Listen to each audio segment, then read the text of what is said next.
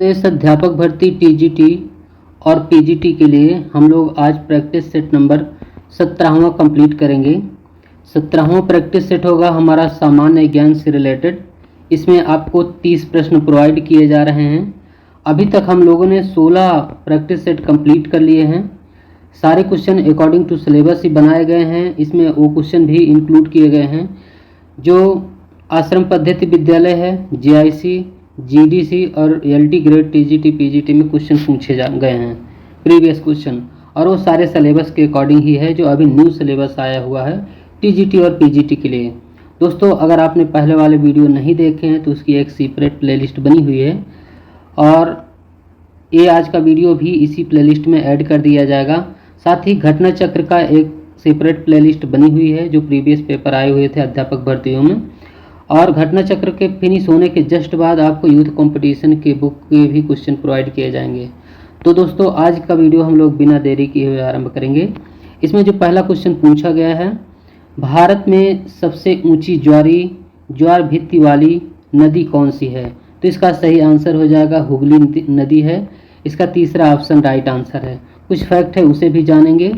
हुगली नदी किसी अलग ग्लेशियर से नहीं निकलती है, बल्कि यह पश्चिम बंगाल में गंगा नदी की एक मुख्य वितरिका शाखा से ही निकलती है। यह नदी मुर्शिदाबाद जिले के गिरिया नामक स्थान के पास से गंगा से अलग होती है। इसके ऊपरी हिस्से को भागीरथी कहा जाता है, जो आगे चलकर नवद्वीप में जलंगी नदी से मिलने के बाद यह आधिकारिक रूप से हुगली नदी कहलाती है। क्वेश्चन नंबर दूसरा है। दूसरे में दिया गया है उष्णकटिबंधीय आर्द्र सदाबहार वन पाए जाते हैं। तो इसका राइट आंसर हो जाएगा प्रायद्वीपीय पठार। चौथा ऑप्शन इसका करेक्ट आंसर है। क्वेश्चन नंबर तीसरा है। जनसंख्या भी आपके सिलेबस में दिया है। भारत में 2001 से 11 में साक्षरता में वृद्धि दर क्या है? तो वृद्धि दर है इसका 8.2%। चौथा ऑप्शन इसका राइट आंसर है। क्वेश्चन नंबर चौथा है। चौथे में दिया गया है पारादीप बंदरगाह किस नदी के डेल्टा पर स्थित है? तो पारादीप बंदरगाह है ये महानदी के डेल्टा पर। तीसरा पॉइंट इसका सही है। कुछ और फैक्ट है। पारादीप बंदरगाह महानदी डेल्टा पर स्थित है। यह उड़ीसा के जगत सिंहपुर जिले में बंगाल की खाड़ी के पास महानदी की एक शाखा के मुहाने पर बना प्रमुख गहरा बंदरगाह है। क्वेश्चन नंबर 5वां है। 5वां में दिया गया है गुप्त शासकों द्वारा जारी किए गए चांदी के सिक्के क्या कहलाते थे? तो गुप्त काल के शासकों के समय में जो सिक्के होते थे चांदी के, उसे रूपक कहा गया है। पहला ऑप्शन राइट आंसर है। क्वेश्चन नंबर 6वां है। 6वें में दिया गया है गुप्तकालीन पुस्तक नवनीतम ये संबंधित किससे है? तो ये चिकित्सा से रिलेटेड है, चिकित्सा से संबंधित है। गुप्तकालीन रचित पुस्तक है नवनीतम। क्वेश्चन नंबर 7वां है। 7वें में दिया गया है किस मुगल बादशाह ने जजिया नामक कर पुनः लगाया था? तो दोबारा जजिया कर लगाया गया था औरंगजेब के शासनकाल में। आगे क्वेश्चन है, इसमें चौथा 2 बार लिख गया है, तो ये औरंगजेब सही है। इसमें तीसरा पॉइंट इसका राइट आंसर है औरंगजेब। आगे क्वेश्चन दिया गया है 8वां नंबर। 8वें में दिया गया है इंडियन लिबरल फेडरेशन की स्थापना किसने की थी? तो ये किया गया था एस.एन. बनर्जी के द्वारा।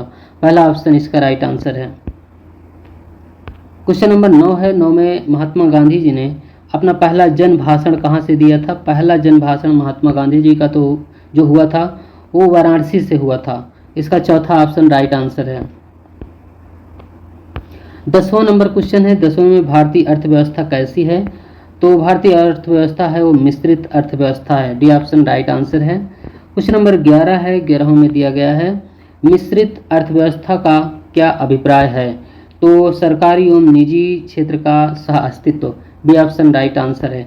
भारतीय अर्थव्यवस्था भी हमारे सिलेबस में है।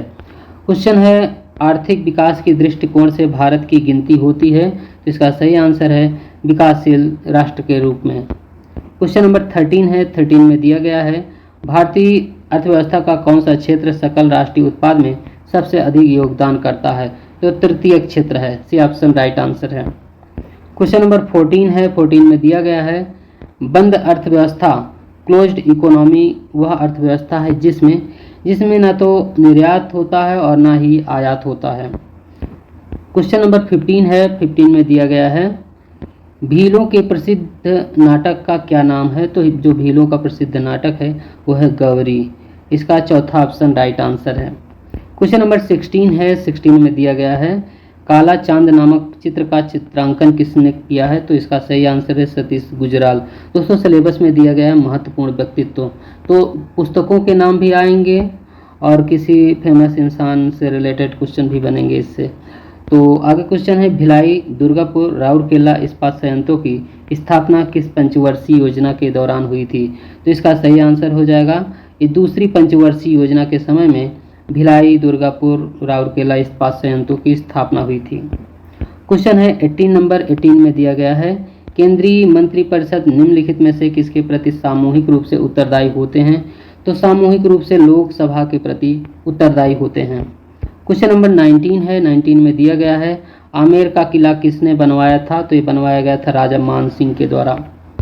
क्वेश्चन नंबर 20 है। 20 में दिया गया है बैरन द्वीप निम्नलिखित में से किस देश में स्थित है। तो बैरन द्वीप भारत में ही है। तीसरा ऑप्शन इसका राइट आंसर है। जो बैरन द्वीप है भारत के अंडमान निकोबार द्वीप समूह में अंडमान सागर में स्थित है। इसकी राजधानी पोर्ट ब्लेयर से लगभग 138 किलोमीटर उत्तर पूर्व में है। यह दक्षिण एशिया और भारत का एकमात्र सक्रिय ज्वालामुखी है। क्वेश्चन है 21 नंबर निम्नलिखित में से कौन वायु प्रदूषण के लिए अग्रणी नाइट्रोजन डाइऑक्साइड का प्राथमिक तौर पर उत्पादन करता है। तो इसका सही आंसर है डीजल इंजन। क्वेश्चन नंबर 22 में दिया गया है क्योटो प्रोटोकॉल का मुख्य उद्देश्य क्या था। तो मुख्य उद्देश्य था जलवायु परिवर्तन। चौथा ऑप्शन राइट आंसर है। क्वेश्चन है 23 में दिया गया है अगर किसी जलाशय में BOD का मान अधिक है तो वह प्रायः कैसा होता है। तो अत्यधिक, ये बहुत प्रदूषित होगा। इसका सही आंसर है। और जो BOD है, BOD का फुल फॉर्म क्या होता है। BOD stands for biochemical oxygen demand. आगे क्वेश्चन है 24 नंबर 24 में दिया गया है भारतीय संविधान द्वारा इनमें से किस देश से व्यापार की स्वतंत्रता की विशेषता ली गई है। तो इसका सही आंसर है इसमें ऑस्ट्रेलिया। ये ऑप्शन राइट आंसर है। 25 नंबर दिया गया है भारतीय संविधान ने किस देश से पंचवर्षीय योजना की विशेषता प्राप्त की है। तो इसका जो राइट आंसर हो जाएगा USSR। इसका चौथा ऑप्शन राइट आंसर है। क्वेश्चन नंबर 26 है। 26 में दिया गया है 26 में है भारतीय संविधान तैयार करने के दौरान 1946 में सभा का संवैधानिक सलाहकार किसे नियुक्त किया गया था। तो BN राव को सभा का संवैधानिक सलाहकार नियुक्त किया गया था। क्वेश्चन नंबर 27 में है एक श्वेत तथा चिकनी सतह कैसी होती है। तो इसका सही आंसर है ताप की खराब अवशोषक तथा अच्छी परावर्तक। क्वेश्चन है 28 में है तरल पदार्थ का घनत्व गर्म करने से कम हो जाता है। Option A option right answer है इसका। 29 नंबर दिया गया है। 29 में है धातु की चायदानियों में लकड़ी के हैंडल क्यों लगे होते हैं। तो इसका सही आंसर है लकड़ी ऊष्मा की कुचालक होती है। क्वेश्चन नंबर 30 है। 30 में दिया गया है भारत के संविधान को बनाने वाली संविधान सभा में कितनी महिला सदस्य थीं। तो इसका सही आंसर है 15 सदस्य। तो दोस्तों ये आज हमारा 17वां प्रैक्टिस सेट कंप्लीट हो गया है। एवरीडे आपको एक वीडियो प्रोवाइड किया जा रहा है प्रैक्टिस सेट से रिलेटेड, साथ ही घटना चक्र से रिलेटेड घटना चक्र के जो प्रीवियस क्वेश्चन हैं वो सारे क्वेश्चन आपको प्रोवाइड किए जा रहे हैं। उसकी सेपरेट प्लेलिस्ट बनी हुई है। घटना चक्र के बाद UICT यूथ कंपटीशन की भी बुक को भी प्रोवाइड करेंगे। तो दोस्तों आज का वीडियो यहीं तक। पूरा वीडियो देखने के लिए बहुत बहुत धन्यवाद।